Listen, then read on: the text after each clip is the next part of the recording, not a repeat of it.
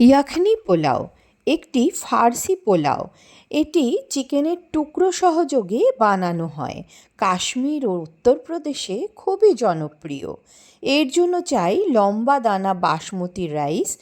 আধ ঘন্টা ভিজিয়ে রাখার পর ভালো করে জল ঝরিয়ে নিতে হবে। এবার চিকেনের টুকরো ভালো করে ধুয়ে তাতে আদা, কাঁচা লঙ্কা এবং রসুন বাটা দিয়ে মিশিয়ে নিতে হবে। এছাড়া চাই বেশ খানিকটা পরিমাণ দই। যদি 1 কেজি চিকেন হয় তাহলে অন্তত 500 গ্রাম দই, গোলমরিচের গুঁড়ো, সাদা তেল, নুন দিয়ে ভালো করে মাখিয়ে রাখতে হবে।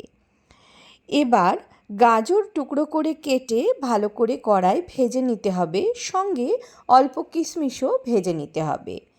টুকরো করে কাটা আলু গোলমরিচ ও নুন দিয়ে ভালো করে ভেজে নিতে হবে। ওই কড়ায় ঘি এবং সাদা তেল দিয়ে তাতে গরম মশলা, শুকনো লঙ্কা ফোড়ন দিয়ে ভালো করে পেঁয়াজ ভাজতে হবে। নরম করে বাদামি রং আসলে তার মধ্যে ম্যারিনেট করা চিকেন দিয়ে দিতে হবে। খুব বেশি চিকেন কষা যাবে না। ঢাকা দিয়ে 5-7 মিনিট কষার পর যখন জল বেরিয়ে আসবে সেই জলের মধ্যে ভেজে রাখা আলু এবং চাল দিয়ে ভালো করে নাড়ানাড়ি করে ঢেকে দিতে হবে। রেসিপিটি দইয়ের মধ্যেই বেশিরভাগ তৈরি হয়, তাই এতে দইয়ের পরিমাণটা একটু বেশি দিতে হয়।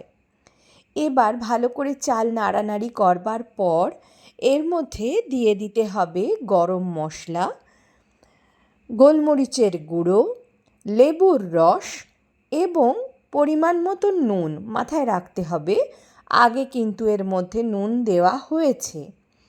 এবার এতে দিতে হবে জল। যতটা চাল তার ডবল জল দিতে হবে। কিন্তু এই রেসিপিতে যেহেতু দইয়ের পরিমাণ বেশি, তাই 2 কাপ চাল হলে 3 কাপ জল দিতে হবে। জল দিয়ে ঢাকা দিয়ে দিতে হবে এবং বেশ কিছুক্ষণ ফোটার পর রেডি হয়ে যাবে ইয়াখনি পোলাও। এবার গ্যাস থেকে নামিয়ে ওপরে ছড়িয়ে দিতে হবে ভেজে রাখা গাজর এবং কিশমিশ। ভালো করে সুগন্ধ বেরোবার জন্য ওপরে দিয়ে দিতে হবে অল্প ঘি। ব্যাস রেডি আমাদের ইয়াখনি পোলাও। এবার পরিবেশনের পালা।